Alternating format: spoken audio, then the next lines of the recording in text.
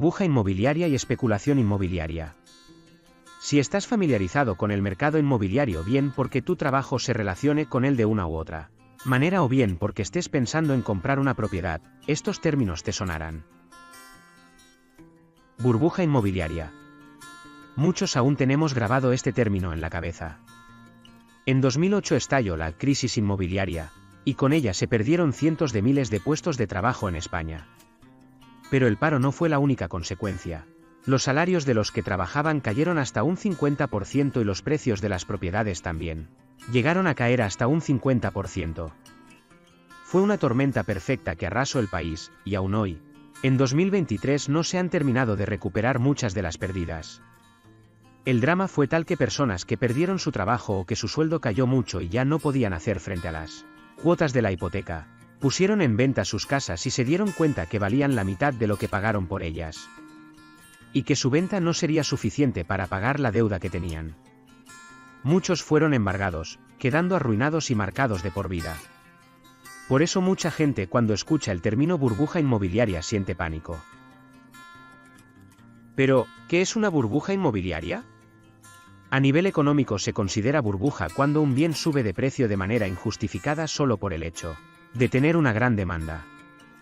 Pero no una demanda basada en la necesidad de uso de ese bien, sino una demanda basada en adquirir ese bien como inversión. Simplemente comprar algo porque su precio sube, y de esa manera ganar dinero sin esfuerzo revendiéndolo al cabo de un tiempo. A lo largo de la historia ha habido muchas burbujas y en el libro El hombre que cambió su casa por un tulipán, Fernando Trías de Bes lo explica muy bien.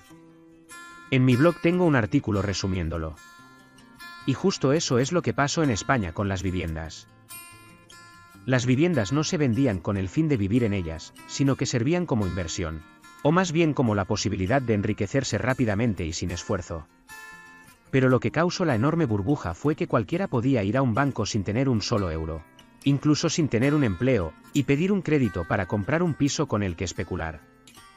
Pues los bancos aceptaban como garantía de pago de la hipoteca la propia especulación. De esta forma cualquiera podía ganar dinero sin trabajar. Tan solo bastaba con pedir un crédito para comprar un piso, alquilarlo durante un tiempo para pagar las cuotas, o pagarlas con su sueldo o los ahorros que tuviese, y revenderlo al cabo de 3 o 4 años 60.000 euros más caro. Incluso hubo personas que adquirían los pisos de 3 en 3 o de 4 en 4. Con el fin de procurarse en pocos años una jubilación dorada. Especulación inmobiliaria. Dice la Wikipedia que se conoce como especulación inmobiliaria a la compraventa de terrenos y /diagonal o bienes inmuebles.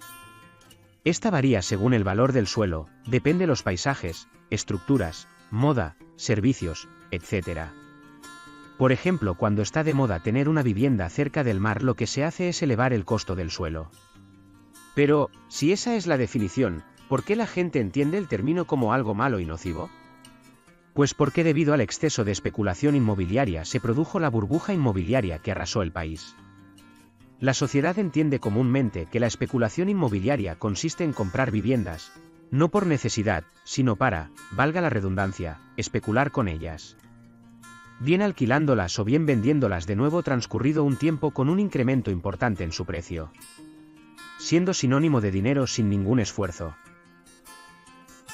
Pero, ¿y qué me importa a mí lo que hagan otros con su dinero? Bueno, el caso es que sí importa y mucho. Se genera un problema importante de vivienda para un ciudadano medio, que con unos ingresos medios, no podrá hacer frente a la compra de una vivienda para vivir en ella con su familia. Debido a la subida de precios producida por el efecto de la especulación. ¿Existe solución? Es difícil, muy difícil. Sobre todo porque aquellos que compran casa por necesidad se creen especuladores. Y piensan que porque el mercado diga que su casa vale hoy el doble de lo que ellos pagaron por ella les hace ricos. La solución ya existe, se llama VPO, Vivienda de Protección Oficial, y no es otra que construir viviendas y ponerlas en el mercado a un precio justo. Y, una vez escriturada, que la persona no pueda revender ni alquilar esa vivienda, salvo en supuestos excepcionales. De hecho, este sistema ha funcionado muy bien durante más de 70 años en España y en toda Europa. Consecuencias para la sociedad. Lo peor de la burbuja inmobiliaria fue que los que sufrieron las consecuencias no fueron aquellos que provocaron la crisis, sino los que no tenían culpa ninguna.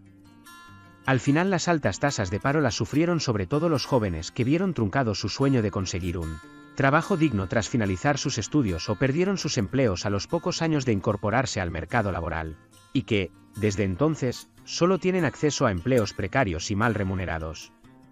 Esta es una de las consecuencias que aún hoy no se ha revertido. O las personas que compraron un piso que podían pagar holgadamente pero que al reducirse sus ingresos por efecto de la crisis no pudieron hacer frente a las cuotas de la hipoteca y terminaron embargados. O aquellas personas que tenían negocios de todo tipo que vendían productos o servicios que eran necesarios y que tenían amplia demanda antes de 2008. Pero al arruinarse sus clientes ya no volvieron a comprar nada y tuvieron que cerrar sus negocios. Reflexión. Vivimos por encima de nuestras posibilidades.